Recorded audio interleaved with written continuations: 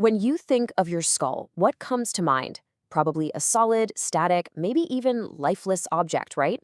Something you'd see behind glass in a museum. But what if I told you that it's actually one of the most dynamic, living, and intricate puzzles in your entire body?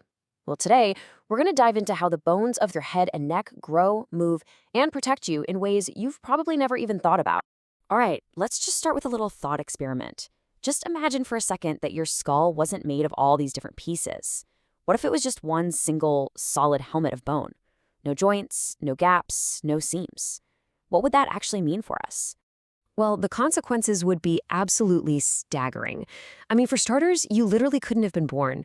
And even if you were, your brain, as it grew so rapidly in childhood, would have had zero room to expand. Oh, and you could forget about chewing. So it turns out that all that complexity, that multi-part design, it's not a weakness at all. It's a masterpiece of function. Okay, so let's begin with the skull's most famous job, protection. We're going to look at the cranium, which is the part of the skull that acts like this incredible biological suit of armor for our most precious organ, the brain. You see, the cranium isn't one solid dome. It's actually made of several large, flat plates, like the frontal bone up front and the parietal bones on the sides.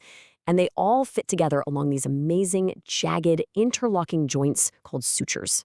You can think of them as the seams in that suit of armor, providing both immense strength and just a tiny, tiny bit of flex. But this is where the design gets really, really clever.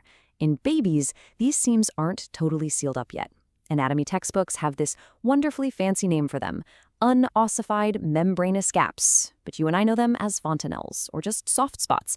And let me tell you, they are not a design flaw. They are an absolutely critical feature. And this timeline just perfectly shows how dynamic the skull really is. These gaps don't stay open forever, not at all. They close in a very specific, carefully timed sequence. At about 3 months, the ones at the back and sides start to fuse. By a year, more have sealed up, and then finally, at around a year and a half, that big one right on top, the anterior fontanelle, closes up for good, and the skull becomes much more solid. So, why are these little gaps so vital? Well, first, during birth, they allow the bony plates of the skull to slightly overlap. It's a process called molding, which helps the head get through the birth canal. It's amazing. Then, after birth, they give the skull the room it needs to expand as the brain grows at an incredible rate. And get this, they're even a crucial diagnostic tool for doctors. A sunken fontanelle can be a sign of dehydration, while a bulging one can be a major warning sign of dangerous pressure building up inside the skull. All right, so we've covered the protective helmet. Now let's move from the back to the front, to the intricate framework of bones that gives each of our faces its unique shape and identity. Right at the very heart of it all is the maxilla. That's your upper jaw. It's often called the keystone of the face, and for good reason, because so many other facial bones connect right to it. It does a ton of work, from holding the sockets for all your upper teeth to forming the floor of your orbits, the bony sockets that protect your eyes. And these facial bones also create some pretty amazing plumbing. For example, let's just follow the journey of a single tear. It starts in the lacrimal gland, which is tucked away up in the frontal bone. It washes over your eye, and then it collects in a little pouch called the lacrimal sac, which sits in a groove made by 2 tiny facial bones. From there, it drains down a canal right into your nose. And that is literally why your nose runs when you cry. It's all connected. So you see, the skull isn't just a static shield. It's also an incredible machine. A machine designed for the sheer power and amazing precision of chewing, all thanks to your jaw. And now let's meet the star of the show, the mandible, your lower jaw. This thing is an absolute powerhouse. It holds the title for being the single largest and strongest bone in the entire face. No contest. All the force you need for biting and grinding, it all starts right here. Now, the mandible connects to the rest of the skull at the temporal mandibular joint. You've probably heard of it as the TMJ. And it allows for a really surprising range of motion. We can basically break it down into 4 key movements. You've got elevation, which is just closing your mouth. Depression, which is opening it. Protrusion, that's jutting your jaw forward. And retraction, pulling it back. So what's actually powering all this? It's a whole coordinated team of specialized muscles. You've got the heavy hitters, like the masseter and temporalis, and they provide the immense power for clamping down and grinding. In fact, the masseter alone can generate over 150 pounds of force. That's just wild. And then you have the pterygoid muscles, which handle all the finer, more precise movements. It's this beautiful symphony of brute force and fine-tuned control. And yep, you guessed it, just like the cranium, the mandible changes dramatically over your lifetime. Look at this. An infant's jaw has this wide open angle, around 140 degrees. As we mature, it becomes much more defined and angular, closing down to about 110 degrees. But then, in old age, especially as teeth might be lost, the jaw actually remodels itself, opening back up towards that 140 degrees again. It's a perfect visual of a living, adapting skeleton. And here's a quick little clinical fact for you.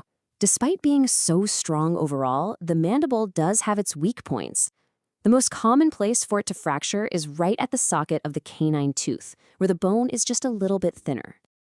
Okay, for our final section, let's move down from the head to its crucial connection with the body. We're going to talk about the remarkable engineering of the 7 small bones that make up your neck, these cervical vertebrae. Now, I know this might look a little complex, but a typical neck bone is really designed for just a few key jobs. It's got a thick body for support, a big hole in the middle to protect the very delicate spinal cord, and then it has these unique holes on the sides. Those create a protected channel, like a tunnel, for a critical artery to travel up to the brain. It's all about this perfect balance between strength, flexibility, and protection. But the top 2 vertebrae are anything but typical. They are total specialists. C1 is called the atlas, like the titan who held up the world, because it holds up the globe of your skull. It's just a ring of bone that allows you to nod yes. Then right below it is C2, the axis, which is specially designed to let you shake your head no. And the secret to that no movement is this really remarkable little structure called the dens. It's a unique peg of bone that sticks straight up from that second vertebra. The first vertebra, the atlas, fits right over it and just pivots around it, kind of like a ring on a post. That simple-looking little pivot is what gives you the freedom to turn your head from side to side. Now, I really can't overstate how important this tiny pivot is. A fracture here is incredibly dangerous. And to give you a grim but a very powerful example, in judicial hangings, the specific goal was often to fracture the dens. Why? Because that would cause it to fatally compress the medulla oblongata, which is the part of your brainstem that acts as your body's life support switch. It would instantly shut down breathing and your heart. So when you put it all together, from that expanding helmet protecting our brain, to the intricate framework that forms our face, to the powerful machine that lets us chew, and finally to the specialized vertebrae that connects it all, it becomes so clear that the bones of our head and neck are a brilliant, dynamic system of biological engineering. It really makes you wonder, doesn't it? What other simple parts of our own bodies, things we just take for granted every single day, are actually hidden masterpieces of complex, functional design?